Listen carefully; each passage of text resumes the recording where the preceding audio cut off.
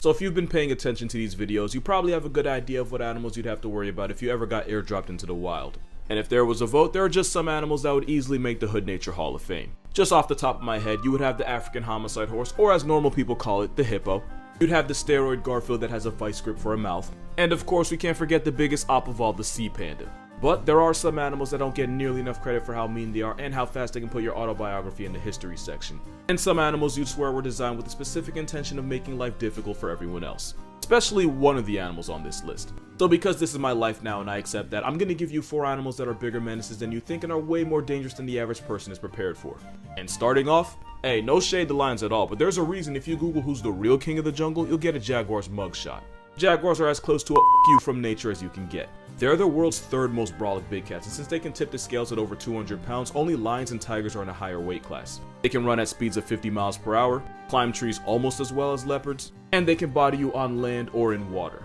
They also have pound for pound the nastiest bite of any big cat and probably the most brutal way of turning you into a history lesson. Because unlike all other big cats, jaguars use that 1100 pound per square inch snare trap of a mouth to disable their prey, and they do it by penetrating their teeth through the skull and eventually piercing the brain. Now add the fact that they have night vision, camouflage, and some of them even come in black, meaning a jaguar could take your life before you even had time to realize it was in danger. But this is not a jaguar video, because jaguars have a very unlikely enemy. And no, it's not these psychotic river weasels. Now in an earlier video, I did mention that a gang of otters could successfully G-check a jaguar. But in the cat's defense, getting pressed by a hood of water wolverines that can each grow to 6 feet long would humble any apex predator. But anteaters have no business being in the ring with a cat that literally factory resets came in. If you've never seen a giant anteater before, you probably wouldn't be afraid. You'd probably wonder why God put a face on a feather duster and said, "Let there be life." But the giant anteater is affected with something I like to call rhinoceros syndrome, and the symptoms are simple. Giant anteaters are pretty much legally blind. They can get by in their sense of smell, but unless you're literally right in its face, they can barely differentiate you from a tree. Having terrible eyesight in a world where this can be your neighbor is why this 7-foot furry vacuum has massive trust issues. But instead of glasses, giant anteaters have a pair of claws that can rip through concrete and put a jaguar in a box. Anteaters have no choice but to choose first degree, and if they had thumbs, they'd probably play World of Warships. World of Warships is a team-based strategy-centric sea battle that's free to play and available on PC. The game features over 400 historical ships that you can pilot through beautiful landscapes and intricate maps. You also have the option to say strategy and just blow everyone and their mama to Jerusalem. There's 5 different types of warships. You got destroyers, battleships, cruisers, aircraft carriers, and submarines. I definitely prefer the cruisers because in my opinion they're the most versatile and they're the best ones for beginners. And you're probably wondering, does he even play the games he advertises? Well, this video is actually 2 days late because of this game, so that should tell you something. Download the game with the link in the description and use the promo code BOOM at registration to cop a massive starter pack, which includes 200 doubloons, 2 ships, 20 restless fire camouflage, 2.5 million in credit, and 7 days access to a premium account. A huge starter pack to put your ops in a pack. And they have special events all the time. In fact, there was a point where you could play with Godzilla or King Kong as the commander of your ship. Little disclaimer though, this game might just cost you a few friendships because it can get very cutthroat. Just like an anteater. Because those switchblades for fingers can destroy termite mounds as strong as concrete and also tear your throat open with one swing. You might be wondering why I spend so much time going on about jaguars when they're not even one of the 4 animals of this video. Well, 1, runtime, I need those mid-rolls. But really, it's cause as strong as jaguars are, they'll often hesitate to attack and often be sent running by an animal that looks like it could be bought at a Dollar Tree. Cause even a murder weapon with whiskers knows that one swing and connect from a motivated giant anteater could connect you to God's Wi-Fi. Especially since the giant anteater has a secret weapon that you probably didn't even realize. Giant anteaters have a long bushy tail that they can use as an umbrella when it gets too sunny or as a blanket when it gets too cold. But if you're a jaguar looking for takeout, that big fluffy tail can make it difficult to tell which end is the head. And guessing the wrong end is a good way to be left behind as a thing of the past, whether you're a jaguar or a human. That is right, this 7 foot of steel wool has human bodies under its belt. Once in Brazil, a hunter cornered a giant anteater and the beast proceeded to slash his thigh, severing his femoral artery and punching his ticket to the afterlife. Giant anteaters pretty much walk on their knuckles, that way their claws are as sharp as they need to be once they actually have to use them. And remember, because they have poor eyesight, their first response is usually violence. In 2007, a zookeeper lost her life after being severely mauled by an anteater in an attack that slashed her stomach open. Fun fact, if you ever see an anteater do this, it's not an invitation of affection, it's the last warning you get before they start swinging. And it's a warning that can send even one of the boldest big cats running back the way they came.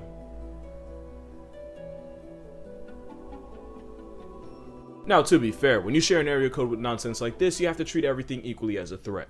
Zebras are exactly that, but on steroids. Thanks to the generational trauma of lions, hyenas, crocodiles, wild dogs, and each other. Trust me, I'll explain that later. These Oreo donkeys are one of the most homicidal animals that no one ever expects. Google what animal causes the most injuries to zookeepers and you might just get this panda pony's headshot. Cause zebras, especially the males, are aggressive, possessive, territorial, and worst of all, unpredictable. Now add the fact that the heaviest ones can weigh 900 pounds with a kick that can shatter your ribs and a bite that can leave you with less hands than you started with, and you'll see why zebras are unironically one of the most vicious things zookeepers ever have to deal with. There's a reason we never domesticated them, and it's cause they're just assholes with stripes. This barcode horse is actually closer related to wild donkeys than to horses. So when a zebra is being an ass, it's cause it's literally in his blood, and out of all the species of prison ponies, it's the Grevy's zebra that seems to be the most on sight. Once at the National Zoo in DC, a Grevy named Jumu attacked and bit a chunk out of one of his keepers. The reason? Well, if he had one, he didn't tell anybody. The attack was apparently so brutal that one of the Damas gazelles that witnessed it freaked out, ran full force into a wall, and proceeded to snap its spine. Cause he knew that not even witness protection could save him if Jomo decided to come for his life next. I've seen zebras kick the life points out of other animals for the simple crime of existing too close to them. But that is nothing compared to how they treat each other. Male zebras will run the ones with each other for a chance to earn a harem of females of their own. These heated discussions can end up crippling the loser, basically making it a hot pocket for the first pride of lions or clan of hyenas to catch it. And as you'd expect from an animal dressed in black and white, zebras stand for equality, meaning equal rights and equal fights. If a male sees a pregnant female, he'll repeatedly attack her until a pregnancy gets terminated, and these attacks often involve his penis. Getting put in a special victims unit causes the female zebra to release hormones. Hormones that cause the body to either reabsorb the fetus or straight up miscarry. But what if the baby's already born? You won't like the answer, and neither will he. Surprisingly, a lot of male animals, the zebra will personally erase any children that didn't come from, well, his, and some of these attempts involve drowning the zebra full, all while the mother desperately tries to save her baby. Zebras have a dark side that has nothing to do with their stripes and everything to do with their purely homicidal tendencies. And just like with lions, once a new male takes control of a harem, his first order of business involves Casey Anthonying any babies his previous leader might have left behind. All of that aside, zebras are a textbook example of a victim gaining power and becoming the bully. Zebras are just fundamentally f***ed up animals built on roid rage and the pain of generational evisceration. This isn't to make you hate zebras, but to remind you that if racing stripes were accurate, it'd go from a comedy to a snuff film with disrespectful quickness. You can't trust an animal born with its own prison jumpsuit. You also can't trust any animal born with an Australian area code, especially since almost everything down there has evolved to evict your soul in some of the most creative ways possible. See this kangaroo in the water? It's cause their defense mechanism involves leading predators to large bodies of water so they can attempt a reverse baptism. This flightless bird has daggers for feet that can disembowel you with one kick. Not even platypus are safe because males are armed with a venomous spur that can release toxins more powerful than morphine. Which means not only can real life Perry put you in a hospital, it can cause excruciating pain that lasts months. But the thing with these animals is, they're pretty hard to miss. Which is why these are not the animals you should be most afraid of in Australia. Cause out of all the nonsense nature uploaded to the land down under, this fish might be the most blatant middle finger to us. The stonefish gets its name because if it doesn't move, it can be impossible to tell apart from any other rock in the ocean. Which would be fine, if nature didn't also go and make it one of the most venomous things in the ocean. This murder guppy has a set of dorsal spines that when threatened will extend up.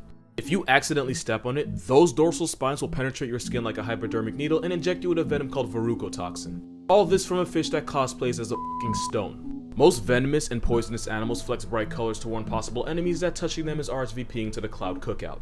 Poison dart frogs and coral snakes have their own gang colors for this reason. So having the most venomous fish on the planet also look like a pet rock is one of the biggest dick moves nature ever pulled. Not only can stepping on it threaten your entire way of life, those spines can shoot through the soles of most shoes. Once you've been stung, the countdown's already started. If not treated, the verrucotoxin can cause crippling pain and difficulty breathing, escalating all the way to convulsions and paralysis. If you're lucky enough to be in the water when the paralysis hits, then you get to experience the worst and final symptom of them all. Oh yeah, and the harder you step, the more venom gets pumped into your body. Once the venom's inside you, it inhibits nerve impulses, which is why it gets harder and harder for you to breathe. And just for the record, out of all the animals this dude's been around, it was actually a stonefish that brought him closest to retirement from life. And because Australia, this hellspawn with gills can actually survive out of water for up to 24 hours. But if I'm being honest here, the chances of you being turned into a hashtag by this fish are very, very low. But that's only thanks to anti-venom. Because again, since it's so easy to mistake this fish for a rock, seriously, there's 4 of them in this picture. Stonefish anti-venom is the second most administered in all of Australia. It would be number 1 if the redback spider wasn't a thing. And to add insult to excruciating, incapacitating agony, the stonefish doesn't even use its venom to hunt the way the blue ring octopus does. Between that and the fact that, again, it looks like a f***ing inanimate object, There's almost no reason for this poisonous pet rock to be this toxic. Being that good at not being seen, but punishing people for not seeing you, with venom that you probably didn't even need in the first place, is why I can confidently say the stonefish is the most Australian thing alive. It's like choosing invisibility as a superpower, but then emptying a clip on someone for accidentally stepping on your foot. It's a level of evolutionary dickery that unfortunately can be found in shallow tropical waters all around the world. Remember when I said a zebra is scientifically closer to being an ass than an actual horse? I meant that in terms of zebras sitting closest to donkeys in the Equus family reunion, and in terms of donkeys being infinitely tougher than people ever give them credit for. All jokes aside, donkeys are really just some hood horses. The reason donkeys are known for being stubborn is because they have a higher affinity towards self-preservation, which is just my stuck-up way of saying, like zebras, the trauma of being constantly hunted has made donkeys more cautious, less trustful, and more likely to kick your chest in. Of course, a donkey can be a great companion, but only when you've earned its trust. But if there's one animal a donkey will never trust, it's anything that looks even remotely like a dog. Not only will donkeys defend themselves, they've been known to clap coyotes and then play with their ragdoll of a corpse. Yes, they hate them that much. As a rancher, if you had to choose between a 20-gauge shotgun and a donkey, you're better off choosing the horse with a Napoleon complex. Because you don't have to reload a donkey, then boys is always on go. Their prejudice towards the entire canine race means donkeys will often instinctively protect livestock from canids like coyotes, foxes, and wild dogs. And by protect, I mean they'll river dance on a dog's body and then bite and throw them around until they eventually break something that can't be fixed. One reason donkeys are basically Black Air Force affiliated horses because horses are typically pack animals that rely on each other. Wild donkeys are often solitary and territorial, meaning they only got themselves. And of course, you don't have to be a dog to get handed to hooves. Donkeys will put humans in check if they feel like they need to. I'm about to hop into this cage with this donkey. Hold this. I'm telling you, dude, I'll this. A few moments later. Dude, get up. Oh, get up. Oh, dude, I can't. He's got me. Here, grab it. Help me out. Pepper. But of course, donkeys don't just stop at people and dogs. Once upon a time, a full-grown male donkey allegedly kicked the life points out of a young, inexperienced grizzly bear. When ranchers eventually found the bear's body, its ribs were broken, one of its legs was fractured at the shoulder, and its jaw might as well have been made of porcelain the way it got shattered. And of course, there was that one time a donkey reminded a hyena that she ain't sweet just cause he left the trenches, because apparently the crime of just looking like a dog is enough to get the smoke. Because if we're being honest, donkeys are just honey badger horses, and you're not gonna change my mind about it. Eeyore was never depressed, it's just that he had to be constantly reminded of the war crimes he committed. If you take one thing away from this video, donkey giving a whole dragon a deep dish treatment makes more sense than you realize. Bro was genetically sequenced different. And that's 4 animals that nobody ever expects but will airdrop you to the gulag. If you like this video and this content for some reason, the link to my Patreon is going to be in the description. Becoming a patron gives you access to videos before I post them and even exclusive content that you might not see anywhere else. But as always, please don't feel like you have to spend money to support someone you've never met before. But please feel like you need to subscribe though. I'm not asking you, I'm telling you. Subscribing costs you nothing, but not subscribing might just cost you your non-vital organs. Alternatively, subscribe or I'll send a giant anteater to your address and let him decide what happens next. And I can make it look like an accident, don't play with me. Better people have done worse for less. Alright, peace out.